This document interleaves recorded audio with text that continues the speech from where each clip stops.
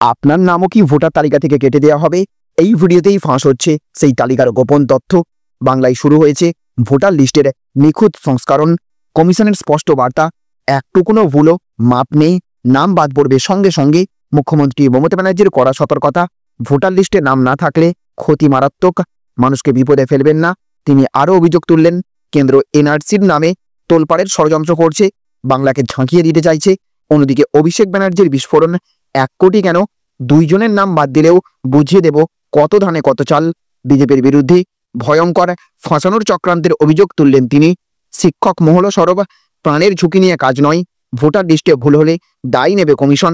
এরই মাঝে প্রকৃতির রোষ, নিম্নচাপের সঙ্গে যোগ দিচ্ছে দোসর ঘূর্ণিঝড়। দক্ষিণবঙ্গ উত্তরবঙ্গে অতিবৃষ্টির সতর্কতা, পাহাড়ে ধসের আশঙ্কা। আজকের ভিডিওতে থাকছে কোন কোন নাম কাটা যাবে ভোটার তালিকা থেকে, এনআরসির গোপন খেলা কিভাবে বাংলার রাজনীতিকে নাড়া দিচ্ছে, মমতা এবং অভিষেকের বিস্ফোরক মন্তব্য এবং আসন্ন আবহাওয়ার সতর্কতা। তাই লাইক দিন, সাবস্ক্রাইব করুন আর কমেন্টে লিখুন আপনার মতে ভোটার লিস্টে এত কড়া সংস্করণ সত্যিই সঠিক পদক্ষেপ, নাকি এটা নতুন করে আতঙ্ক তৈরি করছে। তো দেখুন, আজ প্রথম খবর উঠে আসছে, বাংলায় শুরু হচ্ছে ভোটার তালিকার নিবিড় সংশোধন। এই ডকুমেন্টগুলি না রাখলে বাদ যাবে নাম। তো দেশ জুড়ে একদিকে সিএএ, এনআরসি নিয়ে বিতর্ক, আর তারই মধ্যে পশ্চিমবঙ্গে শুরু হতে চলেছে স্পেশাল ইন্টেন্সিভ রিভিশন 2025, অর্থাৎ ভোটার তালিকায় নিবিড় সংশোধন প্রক্রিয়া। নির্বাচন কমিশনের নির্দেশে আগামী আগস্ট মাস থেকেই রাজ্য জুড়ে বিএলওদের মাধ্যমে এই প্রক্রিয়া শুরু হতে চলেছে। আর এই সংশোধনের বড়সড় প্রভাব পড়তে পারে বহু ভোটারের ওপর, বিশেষ করে যাদের এখনো পর্যন্ত ডকুমেন্ট ঠিক নেই। কেন গুরুত্বপূর্ণ এই সংশোধন প্রক্রিয়া? সম্প্রতি বিহারে ভোটার তালিকা সংশোধনের সময় লক্ষ লক্ষ নাম বাদ পড়েছে, আর এইবার পশ্চিমবঙ্গে এমনই সংশোধন প্রক্রিয়া শুরু হতে চলেছে। সূত্র বলছে, পশ্চিমবঙ্গে এই সংখ্যাটা বিহারের থেকেও বেশি হতে পারে, কারণ অনেকের কাছে এখনো পর্যন্ত প্রয়োজনীয় ডকুমেন্ট নেই, আর অনেকে বহু বছর আগে ঠিকানা পরিবর্তন করছে বা পরিবার সূত্রে নাম ঢুকিয়েছে, কিন্তু যথাযথ প্রমাণ নেই। তাহলে ভোটার তালিকায় নাম রাখতে কোন কোন ডকুমেন্ট লাগবে? নির্বাচন কমিশন এবার মোট 11টি সরকারি ডকুমেন্টকে গ্রহণযোগ্য বলেই চিহ্নিত করেছে। যে কোনো একটি ডকুমেন্ট জমা দিলেই হবে। সেগুলি হলো সরকার বা রাষ্ট্রায়ত্ত সংস্থার ফটো আইডি বা পেনশন পেমেন্টের অর্ডার, অথবা পোস্ট অফিস, ব্যাংক বা এলআইসির আইডি, অথবা সরকারি বা পৌরসভা অনুমোদিত জন্ম সার্টিফিকেট কিংবা বৈধ পাসপোর্ট, অথবা স্বীকৃত বোর্ড বা বিশ্ববিদ্যালয়ের মাধ্যমিক অথবা উচ্চ মাধ্যমিকের সার্টিফিকেট কিংবা এনআরসি সংক্রান্ত বৈধ নথি, এবং জাতিগত শংসাপত্র কিংবা সরকার অনুমোদিত স্থায়ী ঠিকানার প্রমাণপত্র, জমি বা বাড়ির দলিল অথবা পারিবারিক রেজিস্টার। শুধু তাই নয়, সাথে সাথে আজ আরও একটি বড় খবর উঠে আসছে, ভোটার লিস্টে নাম না থাকলে ক্ষতি, সতর্ক করলেন মুখ্যমন্ত্রী। তো special intensive revision of electoral role, সংক্ষেপে সার, নির্বাচন কমিশনের এই বিশেষ পর্যালোচনা প্রক্রিয়া নিয়ে এবার কড়া বার্তা দিলেন মুখ্যমন্ত্রী মমতা বন্দ্যোপাধ্যায়। একটি সরকারি অনুষ্ঠানে ভাষণ দিতে গিয়ে তিনি স্পষ্ট জানিয়ে দেন, বাংলার কোনো বৈধ ভোটারের নাম যদি এই সার পর্যায়ে বাদ পড়ে, তাহলে তার বিরুদ্ধে সরব হবে সরকার এবং দল। ভোটার তালিকা থেকে নাম বাদ পড়ার ঘটনা মানা হবে না, প্রয়োজনে প্রতিবাদের দামাও বাজানো হবে বলে হুঁশিয়ারি দিয়েছেন তিনি। মুখ্যমন্ত্রী আরও বলেছেন, কোনো নাগরিকের ভোটাধিকার কেড়ে নেওয়া যাবে না। কেউ যদি তালিকাভুক্ত হয়ে থাকে তাকে অবৈধভাবে বাদ দেওয়া যায় না।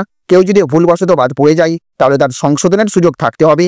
তিনি সবাইকে আহ্বান জানিয়েছেন, 18 বছর বয়স সম্পূর্ণ হলেই যেন প্রত্যেকে নিজের নাম ভোটার তালিকায় অন্তর্ভুক্ত করেন এবং তার নিয়মিত খতিয়ে দেখেন। এছাড়াও দেখুন, আজ আরও একটি বড় খবর উঠে আসছে, প্রাণের ঝুঁকি নিয়ে কাজ নয়, হুঁশিয়ারির আবহে বিএলওর দায়িত্ব নিতে অস্বীকার শিক্ষক মহলের। তো ভোটের প্রস্তুতি শুরু হতেই বিতর্ক, মুখ্যমন্ত্রী এবং বিরোধী নেতার মন্তব্যের পর ভোটার তালিকা সংশোধনের দায়িত্ব নিতে নারাজ শিক্ষক শিক্ষাকর্মীদের সিংহভাগ। বিএলও পদে নিযুক্ত না করার দাবি তুলল প্রতিরোধ মঞ্চ। 2026-এর বিধানসভা নির্বাচনকে সামনে রেখে ইতিমধ্যেই ভোটার তালিকা সংশোধনের কাজ শুরু করেছে নির্বাচন কমিশন। এই কাজের দায়িত্ব দেওয়া হচ্ছে বিএলওদের হাতে, আর এই পদে নিযুক্ত করতে রাজ্যের বিভিন্ন স্কুলের শিক্ষক এবং শিক্ষাকর্মীদের কাছে চিঠি পাঠিয়েছে কমিশন। কিন্তু কমিশনের এই সিদ্ধান্ত ঘিরেই জোর আপত্তি জানাচ্ছেন শিক্ষক মহল। তারা সরাসরি জানিয়ে দিয়েছেন, বিএলওর দায়িত্বে নিতে তারা রাজি নন। ইতিমধ্যেই গড়ে উঠেছে শিক্ষক শিক্ষাকর্মী বিএলও ডিউটি প্রতিরোধ মঞ্চ, যারা মুখ্য নির্বাচনী আধিকারিকের কাছে স্মারকলিপি জমা দিয়েছেন। শিক্ষকদের বক্তব্য, তারা সরকার পোষিত কর্মী, সরাসরি সরকারি কর্মী নয়। কমিশন যদি সরকারি কর্মীদের কাজে লাগাতে চাই তবে তাদের কেন বাধ্য করা হচ্ছে?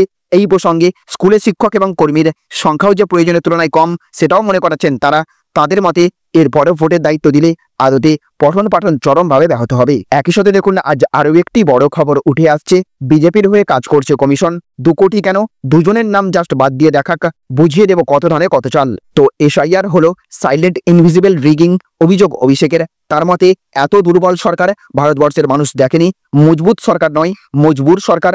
ডোনাল্ড ট্রাম্পের কাছে সরকার মজবুর হয়ে গেছে, বিজেপির বড় নেতাদের মার্জিন কমে গেছে, তাই এরা এখন এসআইআর করছে, টাকা দিচ্ছে না, এবার ভোট অধিকার কেড়ে নেবে। কারণ মানুষ ভোট দিলে তো এরা জিতবে না। 2 কোটি ভোটার বাদ দেওয়া তো দূরস্থ, দুজনের নাম বাংলায় বাদ দিয়ে দেখাক, বুঝিয়ে দেব কত ধানে কত চাল। নির্বাচন কমিশন পক্ষপাত দুষ্ট আচরণ করছে, বিহারের মানুষ এর জবাব দেবে বলে বিশ্বাস। বাংলায় করতে আসলে তৃণমূলের ওপর মানুষের ভরসা আরও বাড়বে। বৈধ একজন ভোটারেরও নাম বাদ দিতে দেব না, প্রয়োজনে দিল্লিতে এসে বৃহত্তর আন্দোলন করা হবে। কোনো এসআইআর হলো না, আগেই বিজেপি নেতারা বলে দিচ্ছে বাংলা থেকে 2 কোটি ভোটার বাদ যাবে।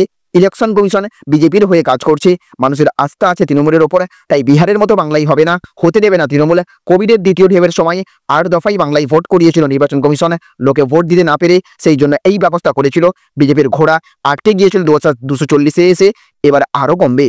এছাড়া দেখুন আজ আরও একটি বড় খবর উঠে আসছে, দক্ষিণবঙ্গে নিম্নচাপের সঙ্গে দোসর ঘূর্ণবর্ত ভাসবে দক্ষিণবঙ্গ, উত্তরে অতিবৃষ্টির সতর্কতা। তো চলতি জুলাই মাসে দফায় দফায় বৃষ্টিতে ভিজেছে বাংলা। আলিপুর আবহাওয়া দপ্তরের তথ্য অনুযায়ী গত 5 বছরের মধ্যে এই মাসে কলকাতায় রেকর্ড বৃষ্টি হয়েছে। কলকাতা সহ একাধিক জেলায় আকাশের মুখ ভার এবং দফায় দফায় বৃষ্টি হচ্ছে। বর্তমানে গাঙ্গেয় পশ্চিমবঙ্গে একটি ঘূর্ণবর্ত অবস্থান করছে এবং নিম্নচাপ অক্ষরেখা উত্তর পূর্ব আরব সাগর থেকে দক্ষিণ বাংলাদেশ পর্যন্ত বিস্তৃত, যা গুজরাট, মধ্যপ্রদেশ, ঝাড়খণ্ড, ছত্তিশগড় এবং গাঙ্গেয় পশ্চিমবঙ্গের ওপর দিয়ে গিয়েছে।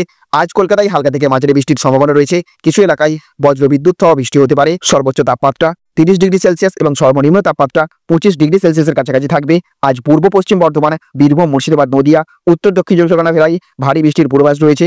31 জুলাই পর্যন্ত দক্ষিণবঙ্গের সব জেলাতেই বজ্রবিদ্যুৎ সহ বৃষ্টি এবং 30 থেকে 40 কিলোমিটার বেগে ঝোড়ো হাওয়া বইতে পারে। বিকেলের পর থেকে বৃষ্টির পরিমাণ কিছুটা কমবে। শুক্রবার সন্ধ্যা থেকে আকাশ পরিষ্কার হতে শুরু করবে এবং তাপমাত্রা বাড়বে। বাতাসে জলীয় বাষ্পের পরিমাণ বেশি থাকায় অস্বস্তি বাড়তে পারে। রবিবার পর্যন্ত অস্বস্তি বজায় থাকার সম্ভাবনা রয়েছে। এছাড়া দেখুন আজ আরও একটি বড় খবর উঠে আসছে, ভোটার লিস্টে নাম তোলার নামে এনআরসি করার চেষ্টা, ফের কেন্দ্রকে ঝাঁঝালো তপ মমতার। সবাই অবশ্যই করবেন এই কাজটি, রাজ্যবাসীকে জরুরি বার্তা মমতার। তো ফের জাতীয় নাগরিক পঞ্জি চালুর চেষ্টা করছে কেন্দ্র, এই অভিযোগ তুলে সরব হলেন পশ্চিমবঙ্গের মুখ্যমন্ত্রী মমতা বন্দ্যোপাধ্যায়। তিনি অভিযোগ করেন ভোটার তালিকায় নাম তোলার আড়ালে কেন্দ্র আসলে এনআরসি প্রক্রিয়া শুরু করতে চাইছে। এই প্রসঙ্গে মুখ্যমন্ত্রী রাজ্যবাসীকে সতর্ক করে বলেছেন, সবাই ভোটার লিস্টে নাম তুলবেন, না তুললে ছেড়ে কথা বলবেন না। বিহারের ভোটার তালিকা সংশোধনের জন্য যে স্পেশাল ইন্টেন্সিভ রিভিশন প্রক্রিয়া চলছে তা নিয়েও তৃণমূল সহ অন্যান্য বিজেপি বিরোধী দলগুলো প্রশ্ন তুলেছে। মমতা বন্দ্যোপাধ্যায় এই দিন এই প্রক্রিয়াকে এনআরসি চালুর চেষ্টা বলেই আখ্যা দিয়েছেন। মুখ্যমন্ত্রী আরও বলেছেন, খুব অত্যাচার হচ্ছে স্বরাষ্ট্র মন্ত্রকের নির্দেশে। অসম, গুজরাট, রাজস্থান, দিল্লির শাসিত অঞ্চলে যারা 2007-8 সালে গেছেন তাদের ডিটেনশন ক্যাম্পে নিয়ে গেছে, থানায় থানায় ঘোরাচ্ছে। আমি যাদের কথা বলেছি কাল, তাদের গতকালও থানায় থানায় ঘোরানো হয়েছে। তিনি সাধারণ মানুষকে ভোটার তালিকার কাজ ভালোভাবে করার এবং কোনোভাবে হয়রানির শিকার না হওয়ার জন্য ব্লক লেভেল অফিসার অর্থাৎ বিএলওদের নির্দেশ দিতে বলেছেন। মমতা প্রশ্ন তুলেছেন, ইউএন বলেছিল 19 লক্ষ রোহিঙ্গা গোটা বিশ্বে, বাংলাদেশের ক্যাম্পে 9 লক্ষ আছে, কোথা থেকে এলো এত রোহিঙ্গা? তাহলে বন্ধুরা, এই ছিল আজকের কিছু গুরুত্বপূর্ণ খবর। আজকের ভিডিওটি যদি আপনার ভালো লেগে থাকে তাহলে অবশ্যই একটা লাইক দিন, বন্ধুদের সঙ্গে শেয়ার করুন, আর চ্যানেলটি সাবস্ক্রাইব করতে ভুলবেন না। পাশে থাকা বেল আইকনটা প্রেস করুন, যাতে ভবিষ্যতে আমরা যখনই নতুন কোনো গুরুত্বপূর্ণ খবর নিয়ে আসি আপনি সবার আগে তা দেখতে পান। আপনার মতামত জানাতে ভুলবেন না কমেন্টে, কারণ আপনার প্রতিটি মন্তব্য আমাদের আগামী ভিডিওগুলোকে আরও ভালো করার পথে সাহায্য করে। দেখা হবে খুব তাড়াতাড়ি নতুন আরও এক ভিডিওতে, নতুন খবর আর নতুন বিশ্লেষণ নিয়ে। ততক্ষণ পর্যন্ত ভালো থাকুন, সাবধানে থাকুন এবং সত্যের পাশে থাকুন।